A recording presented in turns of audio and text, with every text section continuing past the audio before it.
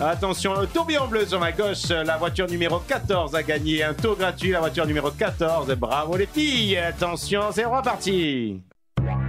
Le comité des Charles de Gaulle présente... Alors pour faire du vin, il faut du raisin. Et pour avoir du raisin, il faut de la vie. Portrait de cette belle plante. Vendanger trop tôt, vendanger trop tard, peu importe. Le vin toujours viendra murmurer dans ta bouche avec une totale et franche honnêteté. Et cela à chaque petite gorgée. Mais c'est bien ce que je vous reproche. Vous avez le vin petit et la cuite mesquite. Dans le fond, vous méritez pas de boire. Tu te demandes pourquoi il picole l'espagnol? Tire-bouchon, le podcast qui parle de pinard. Bonjour à tous et bienvenue chez Tire-bouchon. Maxime Tire-bouchon, c'est le podcast qui parle de... Pinard. Mais écoute, on aborde cette saison 3 et encore un sans faute, bravo. J'ai pas perdu les fondamentaux, ça va. Bon, écoute, nous voici de retour. Oui. Sur les ondes, non, si, sur les, comment on peut dire? Sur les flux. Sur les flux, ouais, oui. C'est pas mal ça. Sur les flux avec une petite nouveauté cette année. Une petite nouveauté, je vais te faire écouter une petite chose pour ponctuer ça. Tire-bouchon is part of the Podcut family of podcasts. C'est-à-dire que Tire-bouchon a rejoint la famille Podcut, le label Podcut, un label de podcast francophone. La jolie voix que tu entends, c'est la femme de Patrice du podcast Binous USA, les copains qui sont en Louisiane. Moi, je croyais que c'était la dame de Google Traduction. Non. C'est sa femme qui nous a fait un joli jingle comme ça pour indiquer que nous faisions partie désormais du réseau Podcut. Donc on la remercie, on lui fait un bisou. Mais ça va changer quelque chose, ce Podcut. Alors, c'est super, mais qu'est-ce que ça va? A priori, pas grand-chose pour vous, auditeurs. Pour nous, ça nous permet de rencontrer des nouvelles personnes et de faire partie d'un collectif. C'est toujours plus intéressant que de rester seul dans notre coin. Pour vous, auditeurs, non, ça devrait pas changer grand-chose. Il y aura peut-être quelques perturbations sur les flux pour trouver les épisodes, mais déjà, a priori, si vous nous écoutez... c'est que c'est bon signe. Voilà, si vous entendez cet épisode, c'est bon signe. Et si vous êtes chez Apple, si vous nous écoutez sur Spotify ou Deezer, a priori, il n'y aura pas de souci. Voilà. Super. Si jamais vous ne nous trouvez pas, contactez-nous éventuellement, mais voilà. Tire-bouchon est de retour. Exactement. J'ai une petite question, mon cher Maxime. Oui. Qu'est-ce que tu as fait pour les vacances? Non, j'ai pas changé d'adresse. J'ai pas fait grand chose en fait. Ces vacances, elles ont été un petit peu calmes. J'ai juste un petit projet bien sympa avec mon beau-frère. Là, on avait prévu de monter un groupe spécial où on siffle les plus grands succès de Scorpion. Oh. Ouais, voilà. C'est ambitieux. Voilà, Wind of Change, tout ça. C'était, on y croyait vraiment très très fort en ce projet. Tu peux nous faire juste un petit extrait? Non, je peux pas. Non, les contrats sont signés, les droits c'est compliqué. Les draps sont sales. Les draps sont sales, voilà. Les draps s'en souviennent. Et donc voilà, il y a ce projet-là cet été qui a capoté. Bon, j'en suis désolé, mais parce que je crois que vous étiez prévu le 12 à la MJC de Gisors, non? C'est ça. On avait signé aussi au cabaret du Mouton Diabétique. Ah oui. Superbe salle, superbe scène. Hein. Un célèbre tremplin, oui. mais bon, c'est tombé à l'eau. Je suis désolé. Ouais, non, mais c'est bon. C'est une partie remise. Oui, voilà. On va trouver. On bosse. J'espère que vous allez faire la tournée des campings cet été. On bosse sur le répertoire d'Alain Chamfort là. Manu Reva, si tu nous écoutes. Très bien. Peux-tu me lire quelque chose qui me ferait plaisir, mon petit Maxime? Alors oui, parce que toutes les mises à jour de flux, le déplacement lié à l'affectation au réseau Podcut a fait que je suis tombé sur des commentaires. J'ai dû installer iTunes sur mon PC. Sacrilège. Sacrilège, c'est vraiment un cauchemar. Et je suis tombé sur plusieurs commentaires qui ont été laissés, des petits commentaires 5 étoiles sur Apple Podcast. Vous savez, ceux qu'on aime bien. Et donc, alors pour te dire comme je suis à jour, on a un premier de Famous Sailor du 19 mai 2019. Ouais, ça va, c'était hier. C'était il n'y a pas si longtemps, ça va. Donc je te le lis. Je souhaite remercier le comité des Charles de Gaulle pour le boulot incroyable qu'il réalise. Il nous régale chaque mois au travers d'une superbe émission pleine de passion et sans prise de tête avec tout le jargon habituel autour du vin. Petite dédicace, car je me réoriente moi-même en viticulture à 23 ans et vous écouter me réconforte dans mon choix. Ah, mais écoute, Famous Sailor... c'est pas mal, hein? Nous te disons bravo. Alors, c'est rigolo de se réorienter à 23 ans, quand même. Bah oui. C'est-à-dire que tu n'as pas eu trop le temps de Qu'est-ce que tu as fait? Tu as redoublé ton CP, ton CE? Ne Qu'est-ce qui s'est juge passé? pas, ok. Non, excellent choix, continue là-dedans. Il y a Fred qui nous écrit « Ton relax, humour comme j'aime, on apprend doucement en s'amusant, en même temps que les deux compères. Bravo, continuez comme ça. » Et il était question que Julien se lance à son compte. J'espère que l'on pourra suivre cette aventure. Mais quelle transition Ah, formidable, c'est pas j'ai mal, envie de hein. te dire, j'ai envie de te dire. Donc oui, en effet, c'était lors de ma réorientation, l'objectif était de travailler, donc je te le rappelle rapidement, hein, de travailler dans un domaine pour apprendre le métier à la base, c'est-à-dire de faire l'ouvrier, parce que voilà, moi j'aime savoir les choses à la base et monter les échelons petit à petit. Et puis l'idée, donc seconde, l'objectif à moyen terme, c'était d'acquérir mes premières terres. Sur la première année, je me suis laissé décourager très rapidement parce que tout de suite, waouh, ça coûte très cher, ça coûte très cher. Et puis après, quand tu prends un peu confiance, tu dis bon, ben on va commencer tout petit et puis d'année en année, essayer de grossir petit à petit. C'est ça. Et donc cette année, le projet se précise puisque normalement, je dis bien normalement, et je mets le conditionnel, tous les guillemets et toutes les pincettes, peut-être que d'ici fin 2019, début 2020, je vais acquérir ma première petite vigne. D'accord, bah super, ça sera l'occasion d'en discuter. On va suivre a priori ton parcours dans cette nouvelle aventure. Exactement, c'est ce que j'allais te proposer. Donc plutôt que de refaire les points vignes comme j'ai fait ces 2 dernières saisons, ce qui est intéressant, mais autant mettre une nouvelle matière dans puis le les podcast, gens doivent commencer à connaître. Puisque je pense que certains d'entre nous qui nous écoutent ont peut-être envie de se réorienter à un moment donné, comme Famous Sailor, peut-être même d'aller carrément dans les vignes. Ben voilà, je vais partager mon expérience parce que ça ne va pas être simple. Puisque la France est un grand pays, avec de grandes institutions. Et je pense que quand tu as la meilleure volonté du monde, tu es vite freiné par toute la paperasse administrative. Donc, ça serait intéressant justement de faire une remontée d'expérience là-dessus, sur la création de tout ça, et les pièges dans lesquels tu es tombé, peut-être pour éviter à certains de ne pas y tomber dedans. Tant qu'à faire. Peut-être que je tairai un peu, parce que c'est chiant de tomber tout seul dans les pièges, donc je vais mettre un petit peu des pièges partout. Oui, voilà. Non, enfin voilà, l'idée, ça sera qu'à chaque épisode, ben voilà, je vous tiens au courant, en temps réel, ben voilà où j'en suis ce mois-ci, dans ma petite installation. Je mets petite parce que voilà, c'est l'acquisition, si ça se fait, c'est même pas 1 hectare, c'est tout petit, c'est 40 arbres. Mais voilà, j'aimerais vraiment, voilà, d'un point de vue affectif, j'aimerais vraiment acquérir cette vigne-là, puisqu'en plus de ça, c'est de la Syrah, un cépage qu'on aime tous les deux. T'as déjà le projet, d'accord. En plus de ça, c'est une vieille Syrah, une vieille vigne qui a au moins 70 ans, donc voilà, il y a des souches et des choses à raconter. Donc nous verrons bien si ça se fait, voilà, on en saura plus le mois prochain, pour le prochain épisode. J'ai un dernier commentaire parce que quand j'ai installé iTunes sur mon ordi à la maison, j'ai dû me tromper, je suis tombé sur le catalogue anglais, tout ça, et je suis tombé sur un commentaire auquel on n'arrive pas à accéder sur Google Podcast, sur Apple Podcast en Europe. C'est un commentaire US qui vient de END in Corvallis, Oregon. Waouh! Ouais, et donc c'est quelqu'un, ça m'a fait beaucoup rire. Alors, son prénom c'est David, voilà. David, je vais lire ton commentaire. Par contre, alors on rigole, mais on se moque pas, ok? Parce que c'est Google Trad qui a fait des siennes. Voilà, donc je te le lis. Mais sinon, il a fait l'effort d'écrire en français, donc c'est super cool, merci à lui. J'écoute cette émission avec beaucoup d'intérêt du point de vue d'un vinificulteur, il dit entre parenthèses orthographe, de l'Oregon, États-Unis. Mon père est d'origine ardéchoise et dromadaire. Alors, je crois pas que son père soit un dromadaire. Je pense qu'il soit. Qu'il est bossu, tout simplement. Il est dromois. Grand Max, dromadaire. Ça, mais dromadaire, ça se dit quand même, hein, ça se dit. Ouais. Dans le langage courant, oui, si. Alors, mon père est d'origine ardéchoise et dromadaire, et j'essaye de reprendre le chemin vigneron du grand-père ardéchois.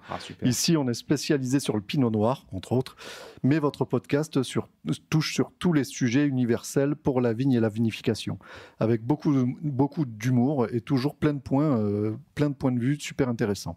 Et bien sûr, j'adore l'accent. Santé de David, Sunbreak Wine and Cider. Oh là là, on t'embrasse David, si tu nous écoutes toujours dans l'Oregon, mais alors tu nous fais rêver avec ce commentaire. Ouais. Cool. Et les dromadaires. Voilà, non, mais ce que je retiens le plus de son commentaire, c'est qu'il trouve que nous sommes drôles. Et ça, c'était pas gagné d'avance. Ah non, c'est pas gagné d'avance. Donc ça, c'est sûr.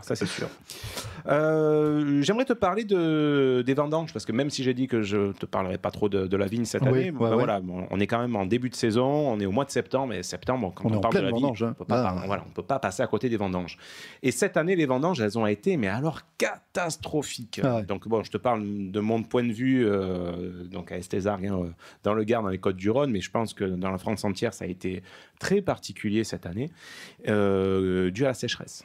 Donc, on avait l'impression, quand on était gamin, on voyait les films de science-fiction, il y aurait plus d'eau, etc. Ben, là, on a touché ça, mais vraiment de près. Ou en gros, Jean de Florat, il est venu creuser un petit peu.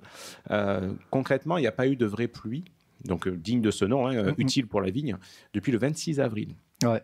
Nous sommes le 21 septembre, donc tu peux compter avril, mai, juin, juillet, août, septembre, 5 mois. Voilà, ça fait 5 mois qu'il n'a pas plu correctement. Donc là, au moment où on enregistre, donc je vous ai dit le 21 septembre, on attend la pluie a priori demain. Donc dimanche, ils annoncent la mer et les poissons.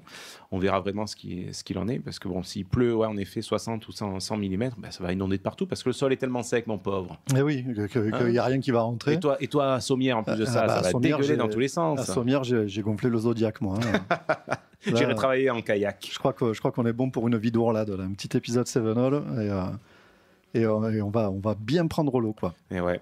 Donc voilà, quoi. C'était pour vous sensibiliser un peu à la sécheresse. On en parlera peut-être après l'interview parce qu'on l'aborde rapidement. Mais enfin voilà, on n'a pas beaucoup de raisins. Le peu de raisins qu'il y avait, il n'y avait pas de jus. Il n'y avait que de l'air à l'intérieur. Les grains sont très petits.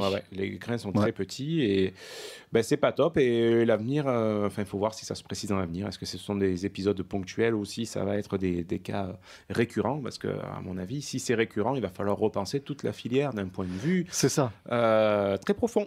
C'est ça. C'est ça, et ça commence à être compliqué parce qu'il y a 2 ans, il y avait eu un gel tardif qui avait défoncé une partie de la production. L'an dernier, c'était une année à mildiou. Il fait que pleuvoir, justement, trop. Il avait trop plu et donc ça a favorisé le développement du mildiou. Et cette année, la sécheresse, putain, chaque année, c'est les 7 plaies d'Égypte, quoi. Ouais, c'est ça. Mais tu sais que du coup, ça me fait, moi qui veux m'installer, ça me fait douter d'autant plus. Ça fait peur, parce que tu te dis, et tous les vieux te le disent, oh là là, vous lancez pas là-dedans parce qu'ils sont en bout de course et ils se disent, bon, mais c'est bon, on n'est pas trop loin de la retraite et on va réussir à s'en tirer. Oui, ils font tirer jusqu'à la fin. Mais la jeune génération, ils leur disent, bon courage, les gars. Donc bon, quand tu entends ça, ça te décourage un peu, mais il faut croire, quand tu y crois, il faut aller jusqu'au bout. Alors, ce mois-ci, mon cher Maxime, nous allons aborder un sujet qui est le métier de sommelier. C'est ça. On l'avait légèrement déjà abordé assez rapidement, mais là, on a rencontré donc Nicolas Hong, qui est un sommelier et un ancien sommelier du restaurant Christian Etienne. Voilà, donc les Avignonnais ou les sudistes connaissent donc Christian Etienne. Christian Etienne, pour moi, ça faisait partie de la liste des choses à faire avant de mourir, c'était d'aller manger chez Christian Etienne. Ouais, c'est ça, il y a beaucoup de gens. Sauf que maintenant, il est à la retraite, donc je l'ai offert plusieurs fois le restaurant chez Christian Etienne pour remercier des personnes qui m'ont bien aidé, etc. Mais moi, personnellement, j'ai jamais mis les pieds. Et le restaurant existe toujours, c'est toujours une très bonne table. Oui, ça s'appelle toujours Christian Etienne, mais c'est plus le père fondateur au fourneau. Donc ça restera une des grandes déceptions de ma vie. J'ai eu la chance de le rencontrer et je lui ai dit ça. Et on me dit, c'est bien. Il me dit, tu viendras manger à la maison, t'inquiète je te ferai une omelette. Donc c'est bien, chaque fois que je le vois, il me dit ça, mais ça fait toujours 3 ans. Donc Christian, si tu m'écoutes, ça serait bien qu'on passe aux actes. Et donc nous sommes allés rencontrer Nicolas à Tavel. Oui. Tu connais Tavel? Oui. C'est pas la première fois qu'on va à Tavel. C'est vrai, c'est la deuxième. Voilà. Et donc voilà, donc nous avons été reçus par Gaël Petit du domaine, le domaine de Moulin de la Viguerie, Moulin la Viguerie. Oui. Et donc pendant c'était ce matin même, on y est allés tous les deux, ça fait partie de ces interviews qu'on a menées à 2. Exact. Ils sont toujours très très sympathiques, très très denses. Alors c'est pour ça qu'on va pas trop s'attarder sur la partie studio de l'épisode. Je fais des guillemets avec mes doigts parce que le studio c'est plutôt ta cuisine, hein, mais non, ma salle à manger. C'est ta salle à manger, une très belle table d'ailleurs, soit dit en passant. Où on a pu aborder plusieurs points. Alors nous, on voulait aller rencontrer un vrai sommelier de restaurant parce que c'est vrai qu'il y a quelque chose qu'on défend, c'est de pas trop s'embarrasser avec tout le jargon technique lié à l'univers vitivinicole parce que ça sert pas à grand chose pour les simples consommateurs que nous sommes. Par contre, s'il y a un domaine où c'est important, c'est vraiment le domaine professionnel. Quand on est sommelier et qu'on veut discuter avec son patron restaurateur, il faut qu'on utilise les bons termes, il faut qu'on utilise les bons mots. Donc pour nous, c'était important de rencontrer justement un vrai sommelier de restaurateur, de restaurant, pour pouvoir échanger avec lui et connaître un petit peu quels sont les enjeux, quels sont les échanges qu'il a avec le cuistot, comment ça marche, dans quel sens ça fonctionne. Et aussi, justement, ce qui était intéressant, c'est qu'il soit venu avec son collègue vigneron. On a pu échanger aussi sur les relations qui existent entre un sommelier et un vigneron, parce qu'il n'y a pas seulement l'œnologue, il y a aussi le sommelier qui peut participer, dans une certaine mesure, à l'élaboration des vins. Mais nous allons découvrir ça. Nous allons découvrir ça tout de suite. Alors, nous voici donc à Tavel, dans le Gard, ville du premier rosé de France. Et nous sommes en compagnie de Nicolas Ronc. Bonjour Nicolas. Bonjour. Vous êtes donc sommelier. Oui. Et nous vous avons contacté puisque, avec Maxime, nous posions la question sur le métier déjà de sommelier, son rôle à travers les grands restaurants, les relations entre lui et les chefs, lui et les vignerons. Donc voilà, ça, nous allons aborder ça durant cette interview. Mais vous êtes accompagné et nous sommes reçus donc, par Gaël Petit. Bonjour Gaël. Bonjour. Vous êtes donc vigneron à Tavel et nous vous remercions de nous accueillir ici. Je vous en prie. Alors j'aurais juste une toute petite question. Nicolas, vous avez insisté pour dire voilà, j'aimerais vraiment qu'il y ait un vigneron avec nous. Et donc c'est Gaël Petit. Donc pourquoi Gaël Petit? Gaël, parce que déjà moi j'habite Tavel également, donc on se connaît. Et je suis venu déguster son dernier millésime, qui était ton nouveau vin, ton nouveau style de vin, entre guillemets, si je peux me permettre. Alors, il y a aussi un nom de cuvée, d'ailleurs. C'est un millésime 2018. Et donc, quand j'ai goûté ce vin, qui est complètement, on va dire, qui sort vraiment, entre guillemets, moi j'aime bien dire des sentiers battus, en tout cas par rapport au style des vins de Tavel actuellement, j'avais envie de le faire connaître. Et donc, qu'on parle de lui, parce que j'ai trouvé que son dernier millésime était excellent. D'ailleurs, je l'ai pris dans la cave où je travaille, à l'Île-sur-la-Sorgue, et ça marche super bien. D'ailleurs, il faudra que je te reprenne, j'en ai plus. On va faire le réassort. Le réassort, oui. Donc voilà, j'avais envie de vous le faire découvrir, et voilà. D'accord. Est-ce qu'on peut revenir un petit peu sur votre parcours? Alors, je sais que vous avez été sommelier chez un grand chef que j'admire beaucoup, qui est Christian Etienne, qui a failli être avec nous aujourd'hui, mais voilà, il est retenu. Et je crois qu'il fait la fête de l'amande. Ah ouais, mais... Alors, je ne sais plus où c'est. C'est ça, les grandes figures de la gastronomie vauclusienne à la retraite. Ils sont toujours partout. Alors, quel est votre parcours d'un point de vue formation? Comment on devient sommelier? Quel est le cursus classique? Alors, soit on fait une école, comme il y en a une à Tain-l'Hermitage, où on peut faire l'université des vins à Suse-la-Rousse. Moi, c'est venu comme ça. En fait, j'ai fait une école hôtelière à Saint-Jean-du-Gard. Donc j'ai eu un CAP de serveur, donc on touche toujours quand même un peu au vin, on a toujours des cours, mais j'étais pas hyper bon. C'était une catastrophe. Et en fait, c'est pendant ma période professionnelle où en fait c'est devenu petit à petit, en goûtant, en servant, en découvrant, c'est devenu une vraie passion. Après, donc j'ai appris tout seul entre guillemets. Et après, j'ai eu la chance de travailler chez Monsieur Christian Etienne, qui m'a offert une formation à Suse-la-Rousse, qui s'appelle Sommelier Conseil, qui dure 3 à 4 mois, 5 jours sur 7, et en fait, vous avez la chance de tout découvrir. Donc, aussi bien de goûter la plupart des vins de toutes les régions et du monde, les spiritueux, les thés, les cafés, donc voilà. C'est vrai que c'est hyper intéressant. Bon, c'est chaud parce que ça... Intense quand même. Ouais, c'est quand même intense. À 9h du matin, quand il faut goûter une trentaine de whisky, voilà, il faut être bien réveillé. Et puis après, j'ai fait des stages, mais moi j'ai eu la chance de le faire pendant ma période de travail chez Monsieur Christian Etienne.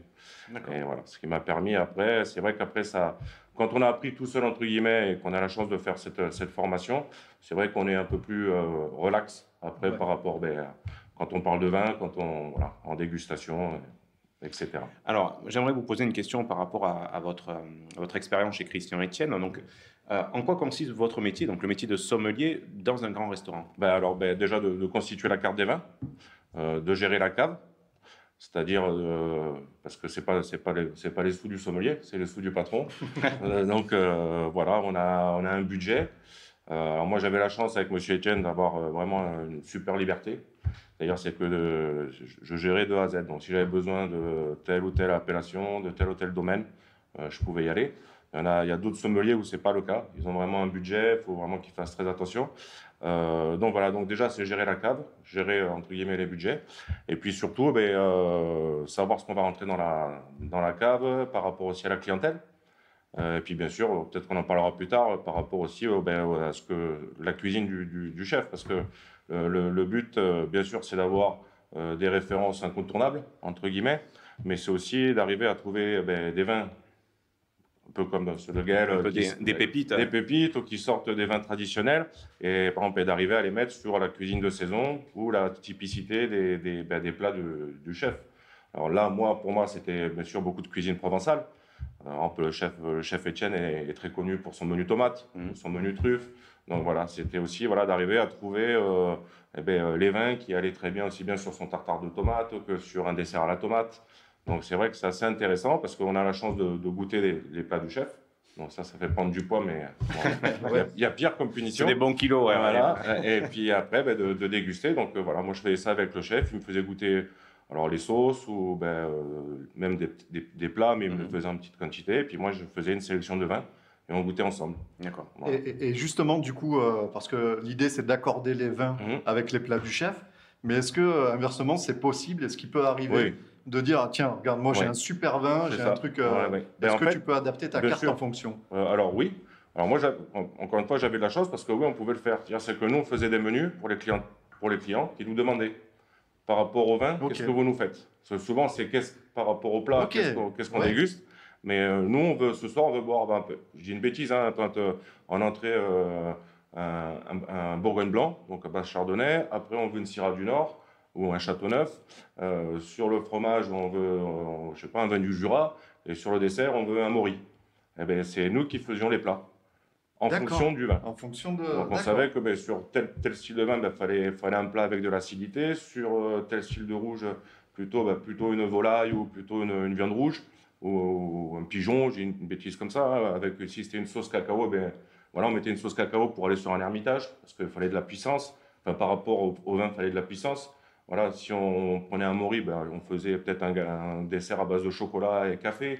On essayait par rapport à la typicité du vin de trouver les ingrédients ou les produits qui s'accordaient le mieux. D'accord. Et qu'est-ce que vous préfériez finalement? Quand c'était vous qui ameniez en disant, chef, il faudrait qu'on... moi, j'aimais bien les deux. Moi, j'aime bien les deux, mais c'est vrai que quand on arrive avec le verre dans la cuisine et on dit, chef, qu'est-ce qu'on fait avec ça? Et c'est vrai que lui, il avait son idée. Et après, moi, je goûtais et je disais, moi, je trouve qu'il faudrait peut-être mettre plus de puissance dans la sauce. Ou peut-être qu'une autre viande irait mieux, parce que je pense qu'avec la puissance, j'ai une bêtise, un Cabernet Sauvignon, il faut de la viande avec des fibres, il faut quand même qu'il y ait de la structure. Donc c'était assez sympa ça. Voilà. Mais c'était aussi sympa de goûter, et puis après, parce que c'est de l'imagination en fait quand on fait un accord. Bien sûr qu'il y a les accords traditionnels, même si des fois c'est des bêtises. Du vin rouge avec un camembert, c'est insupportable. C'est vrai, ça vous donne un goût, faites-le, ça vous donne un goût métallique en bouche, parce que le côté lacté du camembert avec les tanins d'un vin rouge, il n'y a rien de pire. Alors, qu'est-ce que vous conseillez? Parce que moi, j'ai toujours bu du vin rouge avec du camembert. Alors moi, j'ai la chance, encore une fois, de travailler dans une cave à vin, mais on fait aussi fromagerie, on a plus de 150 fromages. Mais pour moi, actuellement, que ce soit sur des chèvres, même sur des pâtes molles, ou sur du brie, ou des camemberts, des choses comme ça, je trouve que pour moi, alors il y a un tel choix de vin blanc, que ce soit sur l'acidité, sur le fruité, sur le gras, sur des vins un peu avec de bois. Je trouve que c'est une telle chance de toutes ces diversités que pour moi, les vins blancs, en tout cas, s'accorde le mieux avec les fromages parce que ça ne casse pas, que ce soit tout type de fromage, ça ne casse pas déjà le goût du fromage. Et le vin blanc, ça donne beaucoup de longueur sur la plupart des fromages. Donc moi, par exemple, sur un camembert, moi je pars sur un chardonnay du Jura, quelque chose comme ça, légèrement oxydatif. Je pense que ça peut être sympa. Alors, on voit que Gaël opine du chef. Alors, on a parlé de votre relation avec un grand chef. Quelle est la relation entre un sommelier et un vigneron? Ça nous permet de donner un peu la parole à Gaël. Mais, le fait d'avoir des relations de connaître des sommeliers, en fait, pour un vigneron, c'est une chance. Parce que ça permet d'avoir une vision, on va dire, globale du vin dans sa finalité. Et notamment, parce qu'un vigneron s'interroge toujours sur ce qu'il fait. Voilà, bon, il a ses raisins, il a ses vignes, mais il s'interroge toujours sur la finalité de son vin, comment je vais l'aboutir, comment il va être perçu, qui va le boire, dans quelles conditions. Alors, on a toujours des contraintes qui sont liées, on va dire, au climat, qui sont liées au cépage, au terroir, mais on a une marge de manœuvre en tant que vigneron, du point de vue, bon, je ne vais pas employer le mot artistique, parce que c'est un bien grand mot, mais plutôt au sens aristotélicien de techné, de technique au sens noble, c'est-à-dire comment aboutir ce vin par rapport à ce que j'ai dans mes vignes, ce que j'ai fait comme travail dans les vignes, comment je vais aboutir ce vin. Et c'est vrai que alors on a des relations, il y a un acteur dont on n'a pas parlé, c'est l'œnologue, mais l'œnologue a une vision très, on va dire, technique, presque chimique du vin. Et c'est un peu une vision un peu, je ne veux pas dire fermée, mais un peu réductrice par rapport... Alors, c'est très important, parce que dans la vinification, c'est un travail très, très, très technique, très précis, qui demande beaucoup de rigueur. Et l'avis de l'œnologue est très important. Parce que, bon, il faut quand même connaître la chimie. Alors, le vigneron n'est pas un chimiste. Ce qui est plutôt l'œnologue, et donc c'est une aide importante. Mais c'est vrai que pour ce dont je parlais, c'est-à-dire la finalité du vin, comment l'aboutir, la relation avec le sommelier est pour moi plus importante. Vous avez entendu le discours de Nicolas, la façon dont il parle du vin, dont il parle des plats, l'amour qu'il a du vin et de la gastronomie. Comme nous aimons nos vignes, nous aimons... entre parenthèses, j'ai entendu dire souvent qu'un bon vigneron était quelqu'un qui aimait cuisiner. Ah. Est-ce que vous cuisinez bien alors Moi, j'aime bien... bon, je ne peux pas prétendre bien cuisiner, mais j'aime beaucoup cuisiner. Et c'est vrai que de ce point de vue, la relation qu'on peut avoir alors, avec le sommelier, qui est plus rare, c'est pas évident d'avoir sous la main des sommeliers. C'est quelque chose de très important pour nous. Et justement, un sommelier avec qui vous auriez confiance, avec qui vous échangez beaucoup, est-ce qu'il peut se permettre, est-ce que vous l'entendez, si vous dit peut-être si tu pousses un petit peu plus ce curseur-là, moi j'imagine bien que je pourrais mieux l'accorder ou peut-être mieux le vendre ou... Est-ce que vous l'entendez si un sommelier vous donne ce genre de conseils? Ah oui, c'est très important. Ouais. En plus de l'œnologue. J'y suis très attentif. D'accord. L'œnologue, il va plutôt conseiller sur l'aboutissement du vin afin d'éviter, on va dire, les défauts, ce qui peut altérer le processus. Voilà.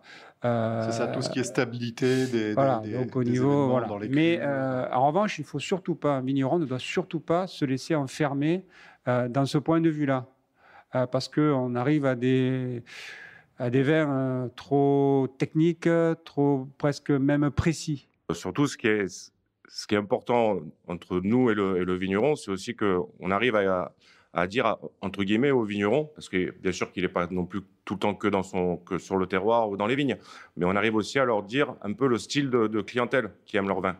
Donc ça aussi, ça peut les aider. Oui, c'est une vraie remontée d'expérience. Ben oui, parce qu'en fait, on a dit, voilà, moi, c'est telle personne, il a beaucoup aimé ton vin parce que c'est ce style de vin, il préfère ce côté fruité, tatak. Et c'est vrai que nous, on remonte souvent ces choses-là aux vignerons. Je trouve que c'est ça, les acteurs du vin. Pour le vigneron, c'est aussi de leur dire le style de clientèle. Et puis, pourquoi les clients aiment ou n'aiment pas. Parce que ça peut arriver aussi, le vin du vigneron. Alors, ce type de remontée peut vous donner des indications sur le style de vin que le marché peut demander. Mais est-ce que vous avez d'autres sources d'informations par rapport aux attentes du marché? Ou vous y allez un petit peu comme vous le sentez, vous avez une vision et vous souhaitez la conserver? Là, vous me posez une question un peu... Oui, mais les pieds dans le plat. Oui. Alors, le vigneron, enfin, moi personnellement, je suis en relation avec une partie de ma clientèle. Donc, je discute avec mes clients, notamment quand je vais chez des revendeurs, en plus ceux qui font les portes ouvertes. On est non seulement en contact avec son acheteur, mais les clients de son acheteur. Les clients particuliers, les restaurateurs, les sommeliers qui passent aussi, mais c'est beaucoup plus, on les voit, c'est un échange plus passager.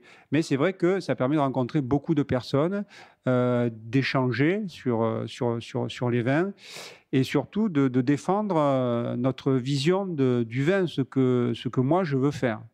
Après, moi c'est vrai que bon, le concept de marché, alors, il faut être réaliste là, dans la vie, mais c'est quelque chose que je n'aime pas. Parce que je trouve que parfois, il peut même être, notamment chez certains intervenants, hein,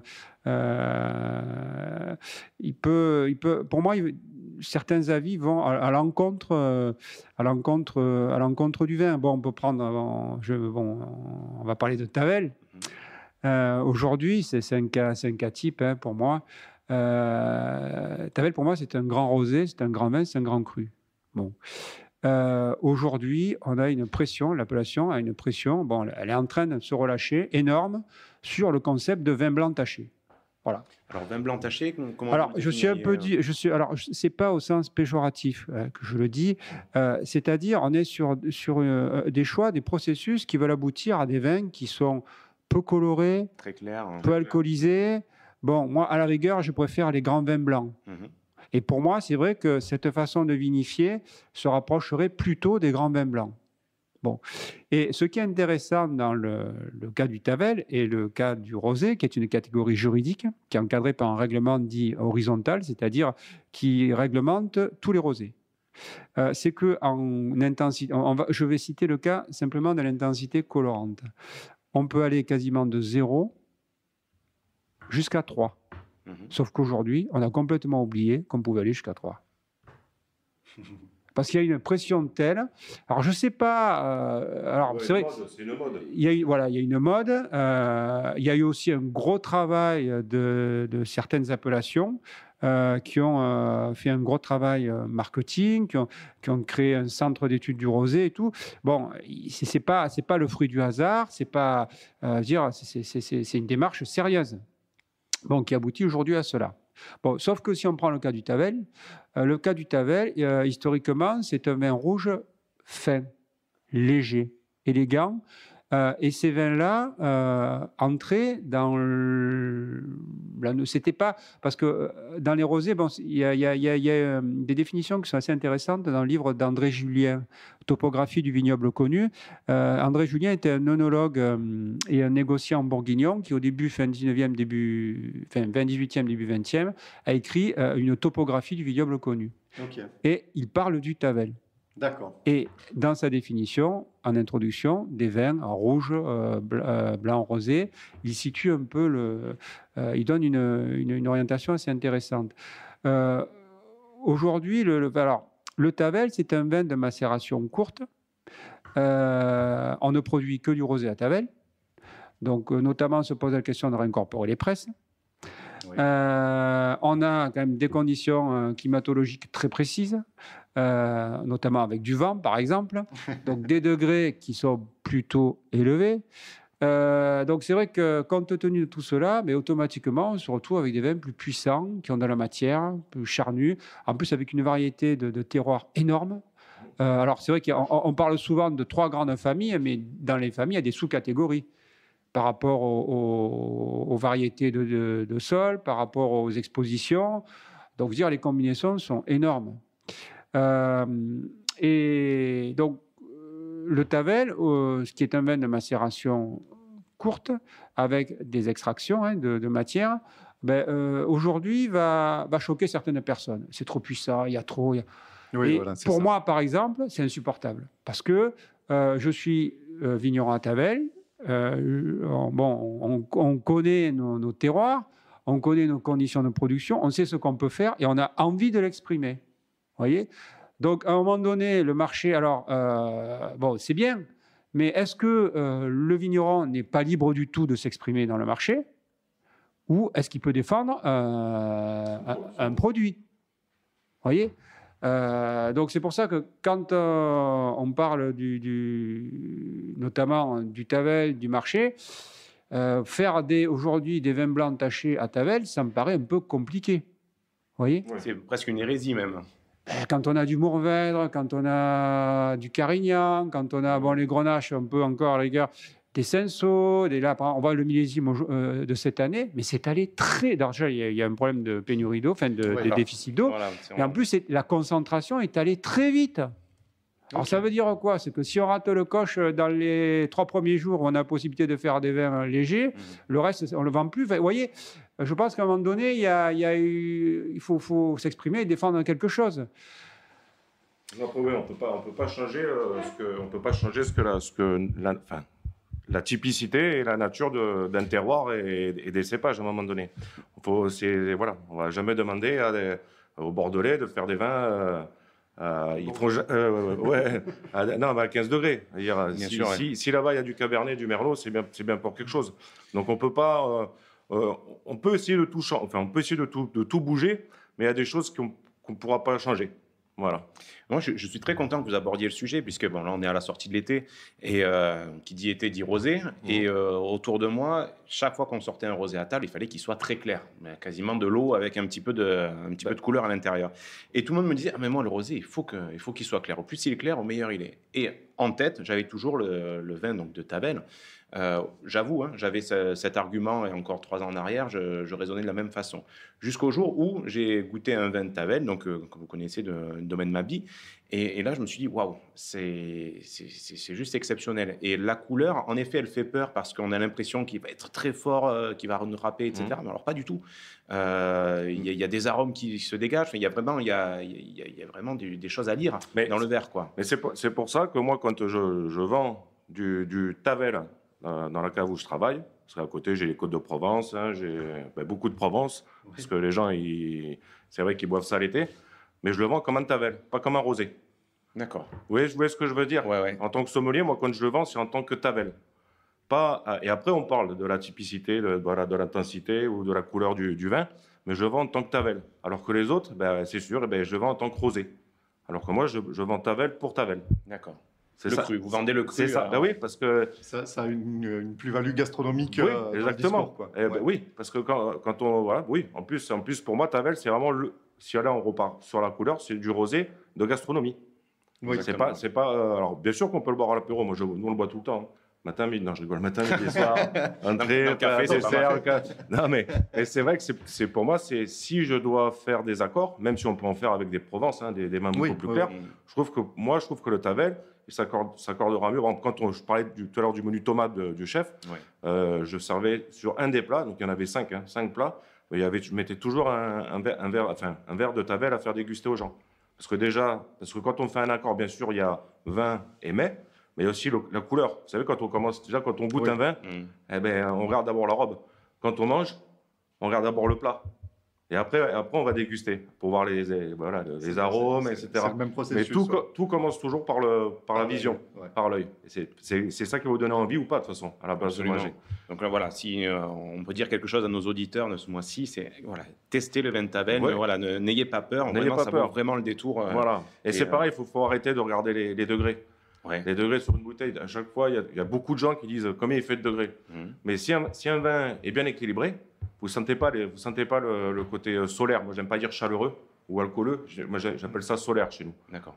Et si vous avez des vins clairs, qui sont plus clairs, si on continue sur les rosés, mais si c'est déséquilibré, peut-être que des fois, vous aurez peut-être plus l'acidité. Donc, vous aurez pas. Faut pas oublier que le vin, c'est du jus de raisin. Donc, un vin, pour moi, il faut que ça soit croquant. Et si c'est équilibré et croquant, vous ne sentez pas l'alcool, vous ne sentez pas la puissance. Alors, en parlant de raisin, nous sommes à la sortie des vendanges. Alors, bon, ça a été compliqué, je suppose, par rapport à la sécheresse. Enfin, en tout cas, on a eu beaucoup de retours de vignerons. Et puis moi-même, dans les vignes, j'ai pu voir que c'était quand même assez sec. De votre côté, Gaël, quel serait le bilan de ces vendanges 2019, de votre côté? Bon, moi, personnellement, je n'ai pas tout à fait terminé. Alors, bon, effectivement, on a vu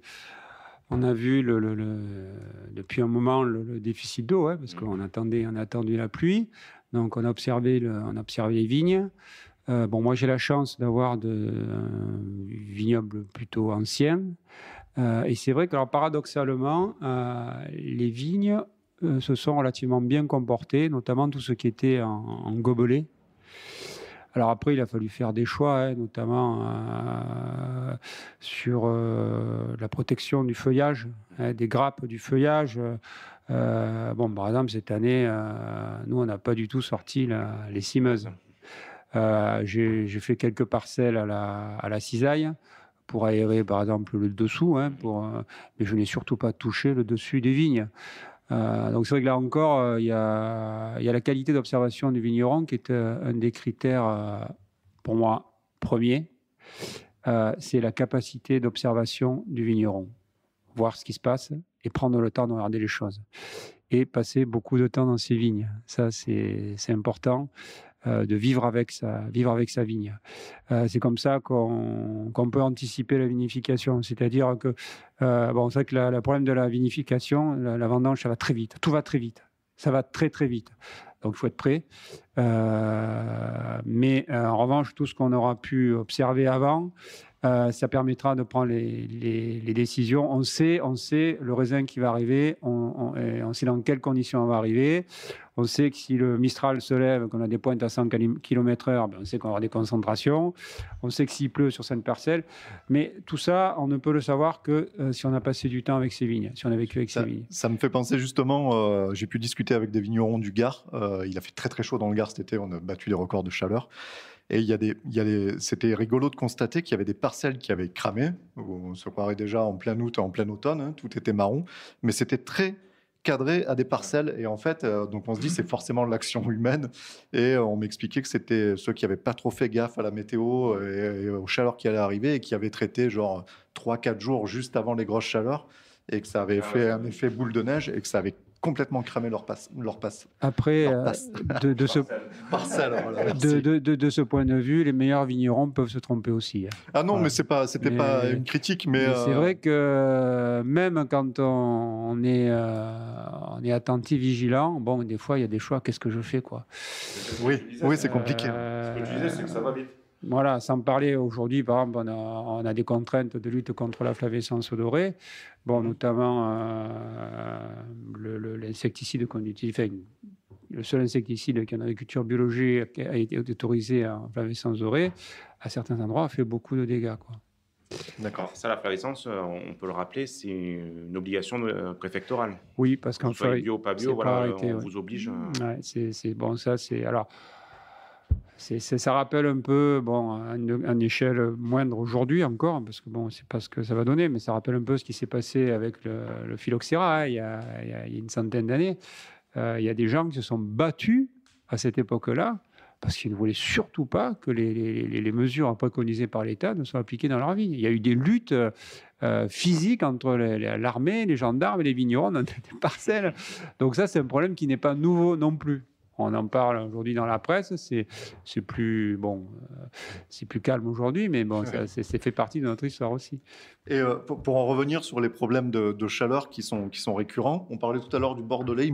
J'ai lu un article il y a quelques temps où ils expliquaient justement que les terres au sud du Bordelais commençaient à devenir vraiment très très chaudes et que c'était moins bon pour la culture de la vigne là-haut, et que justement les terres au nord, plus en remontant direction la Bretagne, sans en faire des caisses non plus, mais prenaient de la valeur parce que justement elles se retrouvaient plus fraîches et mieux exposées maintenant. Ça, dans le micro, s'il vous plaît. Pardon, je ne sais pas si c'est vraiment le réchauffement climatique, mais on a quand même bien l'impression. Parce que, voilà, les températures, ça monte, et donc je pense qu'on va chercher de plus en plus des terroirs frais. On va être obligé. Même à l'étranger, puisque j'ai lu que des châteaux bordelais et d'autres châteaux en France achetaient déjà des terres au Danemark, autour du bassin de Londres, en Angleterre. En Angleterre, déjà, bien sûr. En Angleterre, ils font déjà moi j'appelle ça des pétillants, parce qu'ils n'ont pas le droit à l'appellation champagne. Oui. Mais ce qui paraît, il y a des trucs qui sont super bons à découvrir. Hein. Et donc ils plantent chardonnay, donc les cépages qu'on peut retrouver dans l'appellation champenoise. Et ça marche super bien. Ils ont un climat qui est top pour faire de la super qualité. Ça donne un peu le tournis. Quand on se projette un peu à... Disons que ça va devenir la mondialisation. Enfin, il y a déjà une mondialisation du vin, mais je pense que par rapport au réchauffement, on va être obligé. Les vignerons, ou en tout cas les grosses maisons bordelaises ou champenoises, vont être obligés d'aller chercher des terroirs ailleurs. Ah, oui. Et Gaël, par rapport à la sécheresse qu'on a pu observer, quel va être l'impact sur le vin cette année?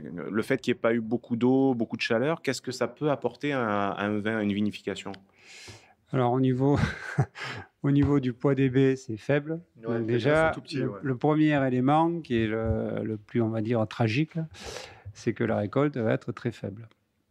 Voilà, bon, ça. Ensuite, en ce qui concerne les équilibres, bon, il y a plus de sucre. Donc, il y aura des degrés plus élevés. Plus élevé, ouais. Après, moi, je m'aperçois que pour les parcelles qui sont... Bon, je ne veux pas dire ça, parce que bon, c'est... Mais on va dire qu'ils sont bien cultivés et qui sont cultivés, on va dire, en harmonie avec leur climat, hein, pour reprendre la notion bourguignonne, on arrive à retrouver des équilibres.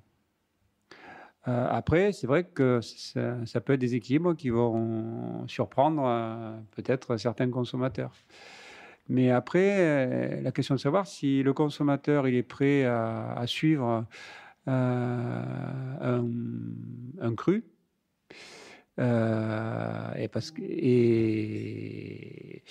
et accepter bon, ce que certains appellent l'effet millésime. Hein.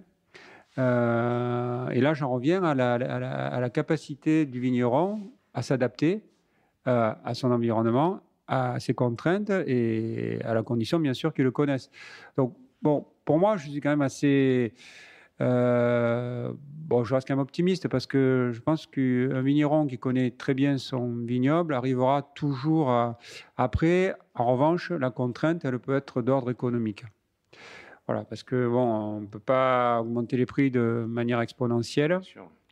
Alors, le problème de Tavel, c'est que c'est une toute petite appellation.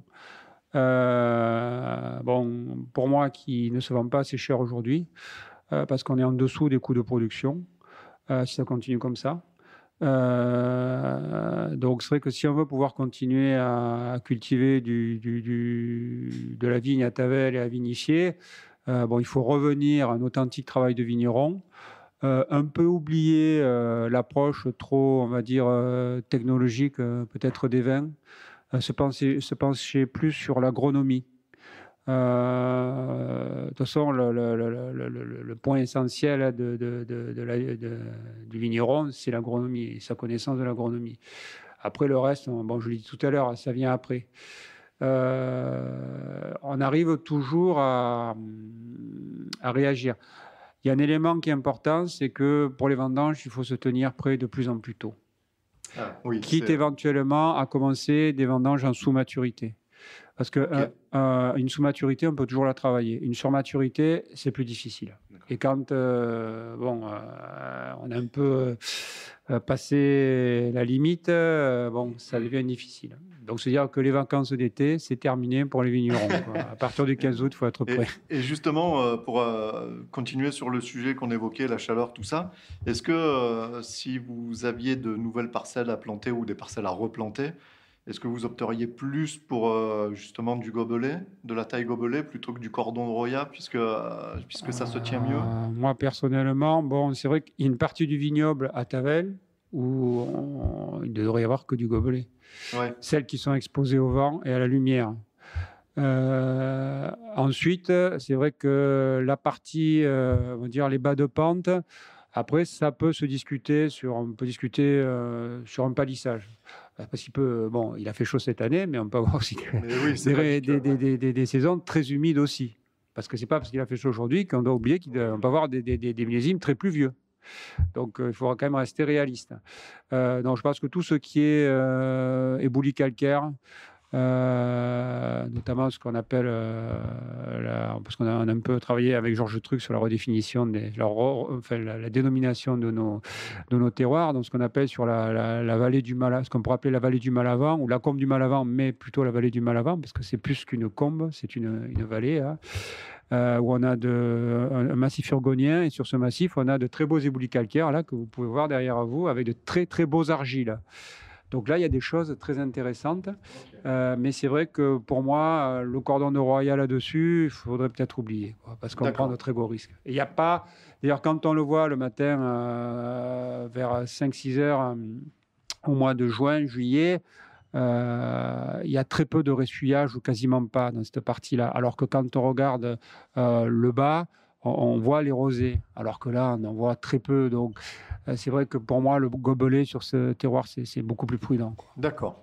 Ok.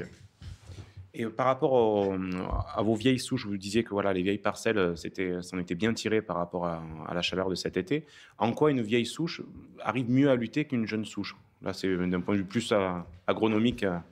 Je vous pose la question, mais voilà, est-ce que la vieille souche va puiser dans des réserves qu'elle a? Elle peut résister plusieurs années à des sécheresses comme celle-ci?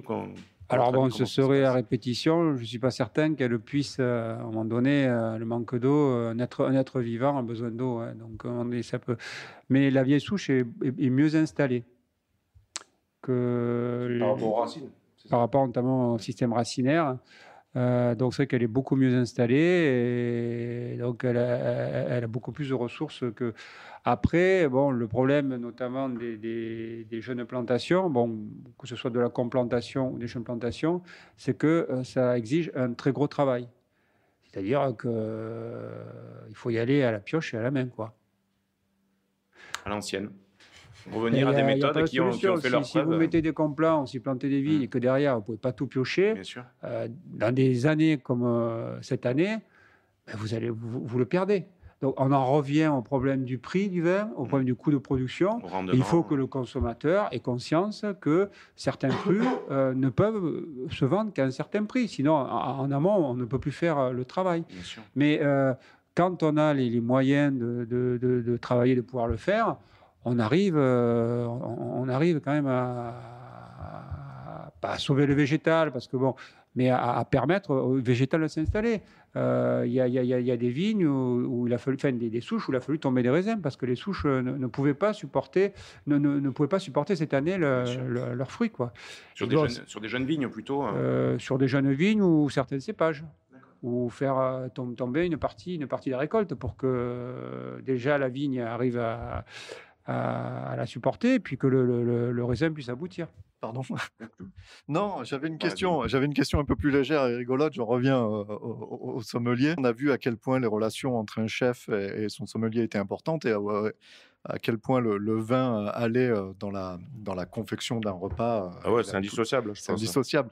Aujourd'hui, on voit à la télévision, il y a beaucoup d'émissions culinaires et de Top Chef et compagnie, et pourtant, on voit jamais l'ombre du pied d'un verre de vin. Je pense qu'il y a une loi. Alors, il y a la loi en et plus, vin. c'est vraiment, alors ça, je comprends pas qu'il porte vraiment mal son nom. Au début, je croyais que c'était une blague, moi. Je croyais que c'était un jeu de mots, ben non. Voilà, c'est ça. Et de toute façon, même quand vous regardez, donc déjà il y a la loi E20, mais en général quand on parle, alors c'est peut-être un autre sujet, mais quand on parle d'alcool, etc., on dit toujours le vin. Je ne sais pas si vous avez remarqué, on met toujours le vin en avant. Et c'est bizarre, moi j'ai jamais vu des mecs en boîte de nuit sortir à 3h du matin et avoir consommé 6 litres de vin. 6 litres de rouge, ouais. Hein, voilà. Donc mais je sais pas, voilà, je pense qu'il y a, c'est bizarre parce que c'est produit français, c'est-à-dire c'est connu dans le monde entier. Et on a toujours l'impression que c'est diabolique. Il n'y aurait pas moyen d'essayer de trouver un moyen de pouvoir parler du vin, mais de son côté gastronomique, bien plutôt sûr. que. Mais c'est bizarre parce que je trouve qu'on perd quelque chose. Complètement. Pasteur le prenait pour un médicament. Oui. C'est bon pour les artères, bien sûr. Alors ça va être difficile à défendre. À consommer avec modération. Hein, ça, il fallait bien le dire, il fallait bien qu'on le passe un peu cher. Normalement, enfin, voilà, je pense qu'on a un problème avec. Mais ça, c'est un peu français. Hein. Ouais. Ce qui est bien chez nous, on aime bien le cassin de. On est un peu bipolaire sur le vin parce que souvent on nous a inculqué la vinasse c'est pas bon, c'était vraiment le côté péjoratif de l'alcool. Tout à fait. Et à côté de ça, c'est un savoir-faire et un patrimoine exceptionnel que le monde nous envie. Mais bien sûr, bien sûr. On a, je veux dire, dans le monde, on a quand même en France, c'est les terroirs extraordinaires. C'est-à-dire, on n'aura jamais une Bourgogne dans un autre pays. C'est vrai. Oui. Mais après, c'est qu'au sujet du vin, je pense qu'il faut dire une chose, c'est que, notamment, ça a été flagrant pendant la guerre 14, il y a eu une production massive de vin, et on était quand même à des consommations, notamment pour les travailleurs manuels, on était à des consommations quotidiennes de 2 à 3 litres par jour. Donc c'est vrai que le vin a une place, pour moi, le vin est dans la politique française. Et c'est vrai que, bon, on voit ce qui s'est passé en 14, enfin, juste avant 1907. Ça fait partie de l'histoire de France. Et bon, c'est vrai que cette consommation massive de vin, bon, qui a duré jusque dans les années 60, c'est pas à l'époque où, au niveau européen, on commence à restructurer, bon, parce qu'on s'aperçoit que c'est une consommation qui a pu déboucher. Je pense qu'en fait, ça a laissé ça a tellement marqué l'inconscient collectif français qu'aujourd'hui, bon, on n'est pas producteur de whisky, on n'est pas producteur de bière, on n'est pas producteur de vodka. On parle d'alcool, on parle de vin. Ouais. Et Quoi qu'il y en a de... Ça y est, on commence à la bière. oui, mais ça fait pas partie de notre histoire. Ouais, c'est vrai que, bon, d'un côté, si on parle du vin, c'est pas dans nos gènes, c'est le vin. Voilà, c'est bon, c'est un peu. Alors qu'aujourd'hui, bon, au niveau de la consommation, on est parti, enfin, on est plutôt passé à une consommation qualitative. Voilà. Donc, bon, il faudrait peut-être réactualiser les choses. Mais en revanche, on est un peu prisonnier de la loi et on ne peut pas parler librement de ce qu'on voudrait, quoi. Après, dans le vin, bon, le problème, c'est qu'il y a de l'alcool. Oui. Mais il n'y a pas seulement de l'alcool. C'est pour ça qu'il faut se poser la question aussi de revenir à d'autres types de vins qui soient peut-être moins chimiques et qui soient peut-être plus, je n'ose pas dire naturels, mais qui est plus d'essence et de sens d'ailleurs. C'est joli ça. On a fait des épisodes spéciaux sur les différentes cultures du vin et justement on a rencontré un vigneron à Bédarieux qui fait des vins naturels au domaine de Pélissol. Et donc nos auditeurs sont sensibilisés déjà un peu à ces sujets-là. Vous avez un grand vigneron à Tavel, hein. Vous avez Eric Pfifferling là, qui pour moi est quelqu'un d'important. Et c'est vrai que quand on échange avec ces personnes-là, bon, on est dans un autre monde. Là. Dernière question, la question un petit peu traditionnelle. On a une petite tradition. On demande à chaque fois aux gens qu'on interviewe de choisir un vin plaisir, pas d'accord, mais vin particulier, un truc qu'on boit le dimanche à l'ombre de la tonnelle, qui se suffit à lui-même, de n'importe où en France, et pas de sa production, pas de sa production personnelle. Pas de sa région. Mais moi, j'en ai plusieurs. Hein. Alors, on a le droit d'en dire plus. Choisir, bon, ben, je vais pas parler du... En France ou à l'étranger. Ouais, je veux pas parler... Non, mais moi, je vais parler peut-être d'une région. Oui, ok. Moi, j'aime beaucoup la minéralité donc, des Riesling. Mais je vais peut-être pas donner un nom d'un domaine ou peut-être je peux le dire. Puisque moi, j'aime beaucoup, c'est Marcel Daïs. Ok. Moi, j'aime beaucoup parce que il est un peu dans cette mentalité du terroir, du croquant, du jus, et pas du tout des Alsaces. Souvent, les Riesling alsaciens, on a toujours ce côté un petit peu pétrolé. Et lui, il a une façon de travailler, c'est qu'il fait des coplantages. Donc, il n'est pas en appellation, il est en vin de France. Et il coplante plein de cépages différents parce que pour lui, c'est d'abord la notion de terroir avant la notion de cépage.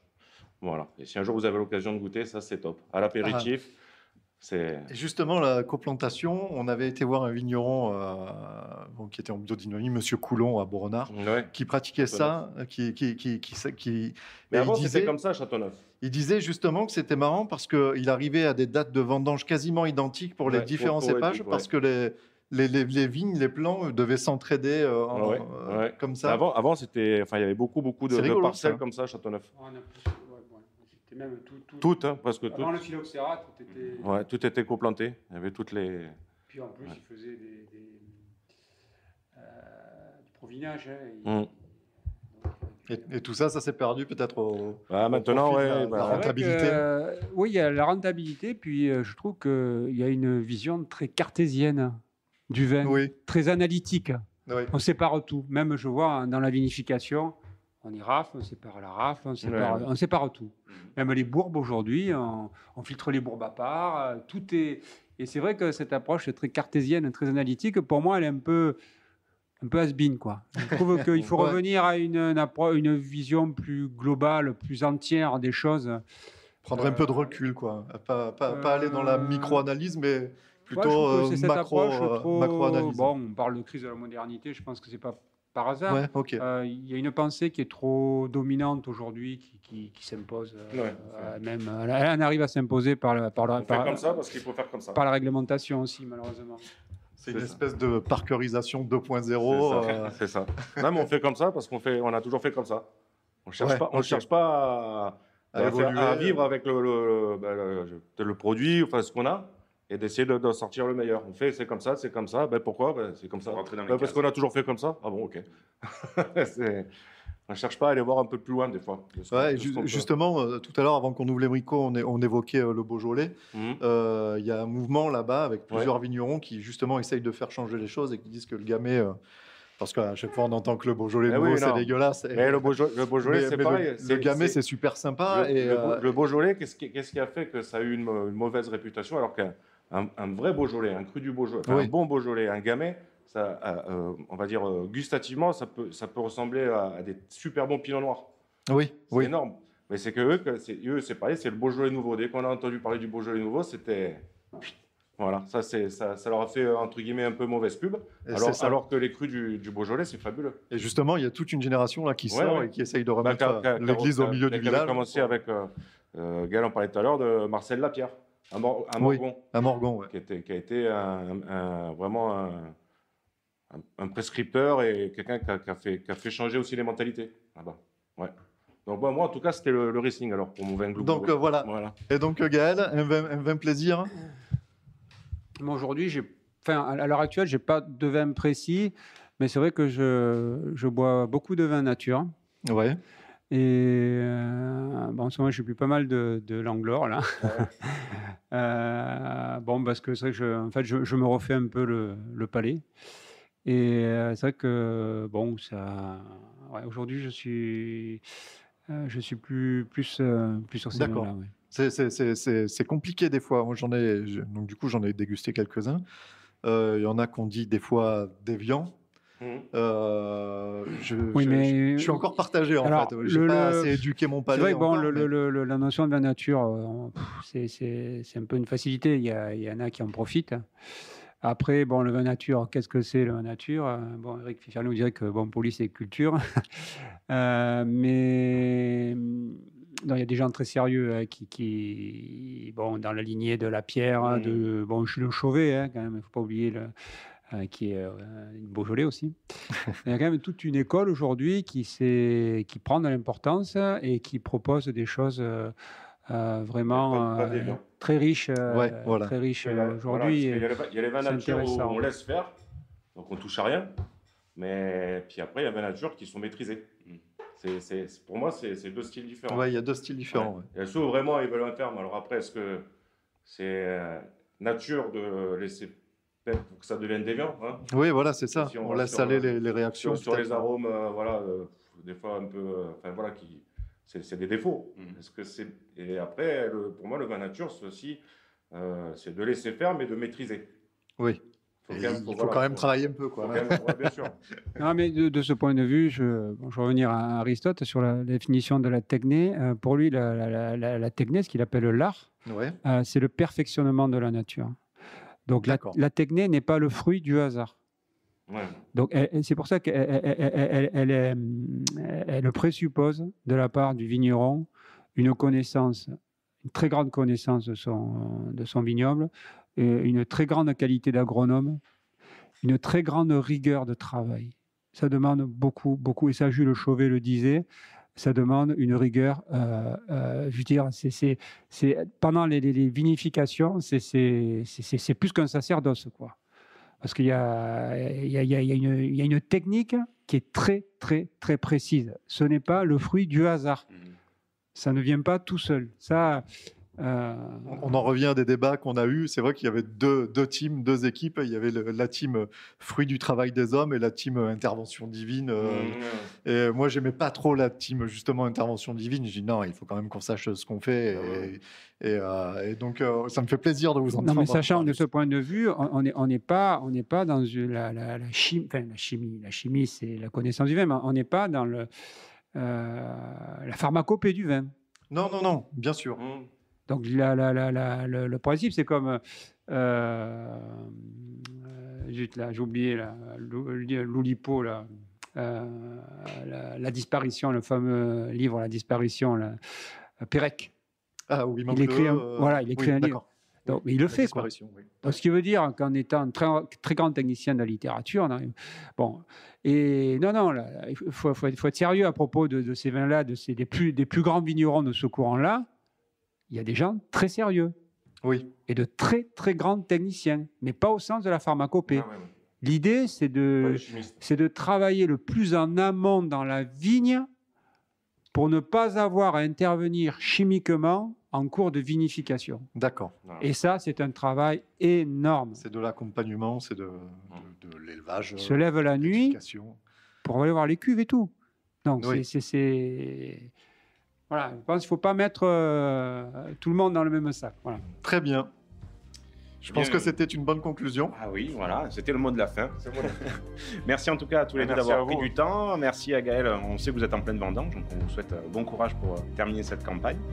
Et puis, on retourne en studio. Allez, à tout de suite. Au revoir. Tire-bouchon, le podcast qui parle de pinard. Comme tu le disais, c'était très dense, mais hyper intéressant. Voilà, c'est ça. Moi, je me suis régalé. C'était passionnant, puisqu'on avait deux interlocuteurs en face de nous, donc en effet, le sommelier et le vigneron, mais chacun était assez complémentaire dans l'approche. Oui, c'est vrai. Et encore, on ne vous raconte pas tout ce qu'ils nous ont dit hors micro. Oui. Alors là, ça a balancé. Ça a balancé grave. Je crois que toute la Macronie tremble. Alors, pendant qu'on écoutait cette interview, on ne s'est pas laissé aller, on ne s'est pas laissé mourir de soif, puisque sur la route, du retour de l'interview, on s'est arrêté chez notre copain, le caviste, le petit caviste de Saz, Nono, s'il nous écoute. Salut Nono. Et on lui a pris une bouteille de Tavel, puisque c'est vrai qu'on est parti de l'interview, on s'est dit, on n'a pas de bouteille de vin, mais on va quand même se boire un petit Tavel tant qu'à faire. On a quand même dégusté les crus de Gaël en live. Comme ça au domaine, et on a pu justement évoquer ce problème des vins clairs et de la réputation de Tavel actuelle. C'est très bon. Encore une fois, c'est très bon. Nous, on les défend les vins rosés plutôt foncés. C'est pas la première fois qu'on vous en parle, et c'est quelque chose qu'on a recherché. Il faut pas avoir peur. Le côté gastronomique des vins rosés de couleur plutôt foncée, plutôt dense, qui ont l'air presque des fois d'un vin rouge qui serait un peu coupé, quoi, dans la tonalité. Hein. Oui. C'est vraiment quelque chose, à mon avis, c'est plus intéressant de taper dans ces rosés-là plutôt que les rosés trop clairs et insipides qui sont à la mode actuellement. Oui, quoi. Des rosés piscines que tu coupes avec 3 kilos de glaçons. Enfin, en gros, tu mets de l'eau avec du... Je trouve que ça ne sert pas à grand-chose. Alors, il y en a des bons, on ne va pas se mettre tout le monde à dos non plus. Hein. Alors, ça ne sert pas à grand-chose. Oui et non. Ça sert peut-être à faire boire du vin à des personnes qui n'en boivent pas le reste de l'année. Donc ça, on va dire quand même une certaine chose, un côté positif, c'est que ça amène peut-être des consommateurs vers le produit du vin, et peut-être qu'après ils vont peut-être s'intéresser et d'aller creuser un petit peu plus. Donc ça fait boire du vin, écoute, c'est bon pour la filière. Après, c'est vrai que par rapport à Tavel, c'est dommage. Surtout si certains se disent, tiens, on va peut-être essayer de faire du vin clair parce que le marché le demande. C'est dommage parce que je pense que Tavel, voilà, on parle même, comme dit Nicolas dans l'interview, on ne boit pas du rosé, on boit du Tavel, quoi. C'est ça. Et testez-le, la couleur n'a vraiment rien à voir. Enfin, buvez-le même les yeux fermés si vous voulez poursuivre l'expérience. Et ne vous attendez pas à avoir le rosé de barbecue en bouche. C'est vraiment du vin qui a quelque chose à dire, quoi. Il y a des saveurs, il y a des arômes, il y a tout ce qu'il faut. Il y a vraiment une dimension gastronomique. Et puis on peut le boire aussi bien en été qu'en hiver. Et même en hiver, c'est encore mieux, quoi. Ouais. Il y a un point sur lequel j'aimerais revenir. Quand on parlait un peu de sécheresse avec lui ou de la chaleur qu'il a fait cet été, qui était quand même assez rude et qui a fait souffrir la vigne, à un moment donné, donc, Gaël, le vigneron, nous parlait du gobelet. Alors, juste pour rappeler un petit peu ce qu'est le gobelet, voilà. Le gobelet, c'est une taille spécifique à la vigne. Il en existe plusieurs. Et en fait, c'est vraiment la taille à l'ancienne. Donc, on a un tronc et plusieurs bras. Ça ressemble presque à un petit arbre, quoi, petit parasol. Voilà, c'est ça. Et donc, on a le tronc, le cep, et donc les différents bras qui partent. Donc, généralement, il y en a 4 ou 5. Et c'est sur ces différents bras que le raisin va pousser. Et l'avantage de ce fameux gobelet, donc on faisait comme ça à l'ancienne, quand on vendangeait à la main. L'avantage, c'est qu'il y a plus de feuilles. Donc, quand il fait très chaud et qu'il y a beaucoup de soleil et que ça tape dur, les feuilles voilà, comme un parasol, vont protéger le raisin. Le raisin ne va pas cramer. Tu projettes un petit peu plus d'ombre au sol aussi. C'est ça. Et donc, c'est vrai que malheureusement, ces gobelets sont voués à disparaître. Alors, sauf dans certaines appellations ou vraiment sur des cuvées parcellaires, comme à Châteauneuf, par exemple. Châteauneuf, tout est en gobelet parce que tout se ramasse à la main. Mais malheureusement, les gobelets dans les autres parties du Côtes-du-Rhône, par exemple, sont voués à disparaître et sont arrachés d'année en année, puisqu'ils ne produisent plus assez, c'est vieux. Et puis, tu ne peux pas vendanger à la machine. Et tu peux pas vendanger à la machine. Obligé de vendanger à la main. Exactement. Donc, alors c'est terrible parce que tu vois, nous, quand on a vendangé encore cette année, on a vendangé à la main certaines terres qui restent assez anecdotiques, mais c'est encore des vieilles vignes. Et cette année, on va malheureusement toutes les arracher pour planter des nouvelles vignes plus rentables, entre guillemets. Donc moi, ça me fait un petit peu mal au cœur parce que c'était des moments que j'aimais bien. Parce que toute l'année, tu te fais chier à la vigne, mais ta récompense, c'est quoi? C'est les vendanges. Sans faire de jeu de mots, tu récoltes le fruit de ton travail pour de bon. Et puis voilà, ça m'attriste un petit peu. Et j'ai creusé un petit peu la question parce que cet été, on a quand même bien morflé. Et je me suis dit, mais quel est l'avenir de la vigne, quoi? Est-ce que je suis complètement taré d'essayer de partir là-dedans ou pas? Et en lisant un peu dans des revues spécialisées, ce qui est très curieux, c'est qu'on se rend compte que les vignes qui arrivent à résister, en tout cas qui se portent le mieux, ce sont des vignes en gobelet, donc les vieilles souches qui ont peut-être 50, 70, voire plus pour certaines, des vieux cépages comme le bourboulin par exemple, qui se portent très bien, les carignans, etc. Sauf que ce sont de plus en plus, surtout les bourboulins, des cépages qu'on a arrachés, puisqu'ils sont pas assez, il n'y a pas assez de rendement. Et c'est ça, donc on met du grenache blanc à la place, on va mettre des roussanes, des marsannes qui ne sont pas du tout autochtones à notre climat des Côtes-du-Rhône Sud. Et donc finalement, on se retrouve, quand on a des épisodes un peu exceptionnels comme ça, on se retrouve à se dire, mais en fait, on est mal, quoi. Voilà. Ça. Donc je pense que maintenant, on ne peut plus dompter la nature, mais c'est la nature qui reprend ses droits. Et il faut surfer comme on peut avec ce qu'on a, quoi. Peut-être revenir à une certaine tradition, changer le modèle. C'est pas la première fois qu'on évoque ça, mais le modèle actuel, il est peut-être pas fait. Ouais, et il est peut-être pas fait pour là, résister. Je mets le doigt sur ce qu'a dit Gaël, où le vin se vend pas assez cher, malheureusement, quoi. Donc c'est vrai qu'on parle beaucoup de pouvoir d'achat, etc. Mais si un vigneron veut bien vivre, entre guillemets, alors ça veut pas dire qu'il peut rouler en Porsche Cayenne le reste de l'année, quoi. C'est tout simplement, s'il veut traiter moins ses vignes, mieux s'en occuper, avoir moins de rendement, etc. Il faut que passer du temps et puis de la main d'œuvre, parce que c'est vrai que si tu cherches un vin qualitatif qui a été vendangé à la main, qui en plus est bio, qui en plus si tu veux trouver ça à moins de 10 balles, ça commence à être compliqué, quoi. C'est sûr. Voilà, il faut investir un petit peu plus, mais vendre un vin plus de 10-12 euros, ça commence à être compliqué. T'en vends pas des caisses, quoi. Moi, le premier, à partir de 12 euros, je dis stop, quoi. Donc, ou alors, en tout cas, je réfléchis à 4 fois avant d'acheter la bouteille, quoi. C'est ça, faut que ça... Donc, le débat est large, malheureusement, sur l'économie dans le vin, quoi, parce que c'est l'économie, c'est le marché. Voilà, encore une fois, le mot ne plaît pas forcément, mais c'est le marché qui impose son diktat aux vignerons, quoi, malheureusement. Enfin voilà, c'était un petit peu tout ça par rapport à notre interview. Du coup, là, pour ton achat de terre, là, vu qu'il fait chaud quand même dans le coin, est-ce qu'on n'irait pas dans l'Aveyron Mais oui, mais c'est loin. En Lozère. Mais on les achète. Les terres qui valent rien en Lozère, alors on les achète 200 balles, là. Et s'il faut, dans 10 ans, c'est parfait pour faire de la vigne, quoi. Pourquoi pas? Dans 10 ans, on y fait pousser des jolis syrahs, bien au frais, tranquillou, et on sera bien. Les fesses au frais, là, contre les sapins, c'est vrai. Ouais. Faut y penser. Mais regarde, il y en a qui l'ont pensé avant nous, qui achètent même beaucoup plus au nord. Donc on a des gros domaines, que ce soit des châteaux en Champagne ou des domaines de Bordeaux, qui achètent en Angleterre, qui achètent en Europe du Nord, au Danemark par exemple. Justement. Donc c'est clair que l'avenir est là-bas, mais c'est pas à la portée de c'est sûr qu'avec ta 4L, pour y aller là-bas, c'est compliqué. En 4L, déjà que j'arrive pas à la sortir du garage, ça serait un peu compliqué. Bon. Qu'as-tu pensé de notre premier épisode, là, comme ça Cet épisode de rentrée, la partie studio est très très courte, mais ça me convient, vu que l'interview en elle-même est très très dense. Ouais. Par contre, il y a une petite tradition à laquelle il ne faudrait pas sacrifier. Est-ce que tu as un petit coup de cœur, Julien, pour cette période de rentrée des classes? Alors là, j'ai envie de te dire absolument. Alors je force l'accent pour faire plaisir à David de l'Oregon. Alors absolument. Connais Chichoun. Alors, Oh putain, ouais, super. alors en fait, moi ce que j'ai bien aimé, non, j'ai fait j'ai participé à une manifestation très sympa dans un petit village qui s'appelle Châteauneuf de Ah Gadagne. d'accord, c'est pas un truc à base de gilets jaunes ou... Non, mais de foulard vert, figure-toi. Ah d'accord, ok. Alors je m'explique. C'est ce qu'on appelle le banc des vendanges. Donc je pense que ça existe un peu dans la France entière. Ouais, Alors, ouais, le ouais. banc des vendanges, historiquement et traditionnellement, qu'est-ce que c'est? Tu avais les notables de la ville. Donc en gros, à l'époque, je ne sais pas si on pouvait parler de maire ou quoi, mais vraiment, on va dire les notables. Le gratin, quoi. Qui venaient dans les vignes, qui goûtaient les raisins et qui donnaient le top départ des vendanges. C'est-à-dire qui proclamaient le banc des vendanges. Et tant Ok. que le banc des vendanges n'avait pas été proclamé, eh ben, il n'y avait pas de vendanges qui pouvaient se faire D'accord. dans la ville. Bon, après, ça s'est un peu perdu. Hein. Mais voilà, la manifestation demeure. Notamment, il y en a un très grand à Avignon, hein, le banc des vendanges. Donc, Avignon, capitale des Côtes-du-Rhône. Donc, Ouais. ça se passe sur le jardin du Palais des Papes, donc le jardin des Dons, là, qui est juste Ah oui, au-dessus le du Rocher des palais. Dons, là-haut, Enfin, voilà, ouais. c'est super beau. Et donc, moi, j'ai choisi de faire celui de Gadagne parce que mon frère habite là-bas. C'était l'occasion. Mhm. Et donc, c'est un tout petit village qui est entre Avignon, Saint-Saturnin des Avignons, ouais, on va dire près d'Avignon. C'est le Grand Avignon. C'est le Ça Grand fait Avignon. partie de la banlieue, presque. Ils ont la particularité d'avoir le Côtes-du-Rhône village depuis très peu.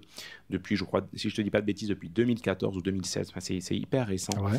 Et en gros, c'est un peu comme nous, Signargues, là où je travaille. Donc, où tu as les 4 villages qui se sont réunis pour avoir l'appellation Signargues, le Côtes-du-Rhône village Signargues. Mais là, Gadagne. Châteauneuf-du-Pape. Pardon. Châteauneuf de Gadagne. Oh, le lapsus de merde. Châteauneuf de Gadagne, sur 200 hectares, tu as 180 hectares qui sont sur Châteauneuf de Gadagne. Ouais. Et les autres sont répartis sur les bleds autour. Donc, tu as Comont-sur-Durance, mon village natal. Ah, Tu as Jonquerette, tu as Saint-Saturnin, tu as Le Thor. Enfin, voilà, tu en as quelques-unes d'accord. qui sont éparpillées tout autour. Et donc, ce vent des vendanges, tu arrives donc dans le village. Il te file un petit foulard, tu sais, comme dans les fêtes votives, Oui. les fêtes de Bayonne ou quoi, sauf que là, c'est un foulard vert, D'accord. avec marqué au Gadagne dessus. Et tu attends. Tu payes ton verre à 5 €. Ouais. C'est toujours l'intérêt. Hein, Ouais, là avec ouais. ton petit verre. Tu dis, c'est cool, encore un verre différent à mettre dans le placard. Donc, Voilà, c'est plus tu ça. fais de manifestation dans le vin, en plus, au moins tu as de place dans les placards. Et après, tu as une petite procession où, en gros, ils portent une énorme grappe de raisin. Enfin, ils ont fait tout un agglomérat de grappes de raisin. Donc, ils sont là, ils la portent, ils le montent sur scène. Donc, tu as le maire, le député, le sénateur et tous les cons de Manon qui sont là. Et chacun fait son petit discours dont on se fout tous, mais parce qu'on attend juste allez proclamer le banc des vendanges pour qu'on puisse aller quand même qu'on puisse aller picoler, quoi. Ouais. Et puis voilà, donc c'est sympa. C'était vraiment une bonne ambiance. Et donc, les vins étaient très bons. Voilà, prochain converti, hein, Côtes-du-Rhône, voilà, on aime ça. Et là, je confirme que c'était bon. Dont un domaine. Alors, un domaine, je l'ai noté parce que là, autant te dire que j'ai fait pirouette, cacahuète. C'était le Clos de Saumanne, donc à Châteauneuf-du-Pape. Ils nous ont sorti un vin rouge parce que j'ai fait la dégustation sur tous les stands qu'au vin rouge. J'ai dit non, pas de vin blanc, pas de rosé, je ne mélange pas, je fais que du vin rouge. Celui-ci, nous ont sorti un 2013. Donc un vin rouge de 2013, c'est le seul qu'ils ont à la vente aujourd'hui. Et c'était juste une tuerie. Ah ouais. Ah, mais c'était fou. Et donc, pour la modique somme de 10 € la bouteille. D'accord. Et au mec, j'ai dit, mais ça les vaut largement. Donc voilà, si vous nous écoutez, allez au Clos de Saumanne. Faites razzia encore dans les étagères s'il y en a, parce que ça vaut vraiment le coup. Par contre, à mon avis, il ne faut pas tarder à le boire, parce que voilà, il faut le boire dans l'année ou l'année prochaine maxi. Ouais, 2013. Parce que côté garde, là, on arrive quand même au rupteur, quoi. Mais c'était très bon. Donc, si vous avez l'occasion de l'année prochaine de faire le banc des vendanges dans une ville près de chez vous, allez-y. Puisque c'est bon enfant, ça vous permet de goûter du vin, pas très cher déjà, voilà, avouons-le, mais surtout de découvrir des vignerons du coin, parce que souvent on va chercher des vins loin de chez nous, mais parfois à 2, 3, 5, 10 km maxi, on a des super pinards et on s'en rend même pas compte. Donc autant le faire et se faire plaisir par rapport à ça. Voilà, c'était mon petit coup de cœur, Maxime. Très bien, Julien, je te remercie. Moi, j'ai pas particulièrement de coup de cœur. Je veux juste relâcher un mot à propos du label. Tu lâches comme ça ? Ouais, je lâche des mots. Ah, quand c'est des mots, ça me rassure. Je lâche des mots à propos du label Podcut. C'est vraiment... Il y a des podcasts vraiment très très sympas à découvrir. Ils sont vraiment spécialisés dans les podcasts de niche comme nous on peut l'être. On pourra citer notamment Sky is the Limit, qui est à propos des whisky. Ils ont un rayon alcool très riche, ces podcasts. Voilà, les collègues de Binous USA. Ouais. Donc nous qui parlons de vin. Il y a aussi un truc que j'ai écouté, c'était très étonnant. Alors ça parle de jeux vidéo, mais en fait, ça s'appelle Listen to the Game. Ouais. Et c'est quelqu'un qui s'enregistre en train de jouer, en fait, tu as l'expérience de jeu, mais que niveau sonore. Particulier. C'est une expérience complètement particulière. Alors, il fait gaffe, il choisit des jeux où il y a beaucoup de narration. Voilà. Bon, bah, si tu entends UUAA juste pendant des heures. Tu joues à Tekken 2, c'est un peu dommage. Voilà, on s'emmerde. Non, là, les premiers épisodes sont sur le jeu qui s'appelle Plague Tale. Et c'est une expérience. C'est quelque chose à vivre. Alors, vous aimerez peut-être pas, mais je vous invite à l'écouter. Listen to the game. Voilà. Mais écoute, nous le ferons. Ah ouais, vraiment, c'est... non, très bien. Je suis pas convaincu, tu n'as même pas d'application podcast dans ton téléphone. Si, regarde, si tu as installé podcast. Sauf que je capte rien et voilà, c'est déjà dommage. Ah putain, c'est une arnaque ça. Non, mais c'est bien les podcasts. Continuez à écouter des podcasts, parlez-en autour de vous, que ça soit le nôtre ou pas, on s'en fout. Mais vraiment, voilà, contribuez à faire la promo du podcast français indépendant. Donc voilà, faites-vous plaisir. Quoi. Voilà, c'est ça. Et faites-nous plaisir tant qu'à faire. Et venez nous lâcher des commentaires 5 étoiles sur Apple Podcast, comme ça on les lira pour en live, voilà. Alors peut-être dans 6 mois, peut-être dans 1 an. Mais c'est promis, on le fait. Mais on les lira, voilà, il n'y a pas de problème. Voilà. Et il ne me reste qu'à te souhaiter une bonne fin de week-end, Julien. J'ai cru que tu allais me souhaiter un joyeux Noël, je dis. C'est un peu tôt, Non, à te souhaiter une bonne fin de week-end. Moi, je vais rentrer chez moi avant que le déluge ne tombe et que la ville de Sommières ne devienne une île inatteignable. Au revoir, au mois prochain. Au revoir. L'abus d'alcool est dangereux pour la santé, à consommer avec modération.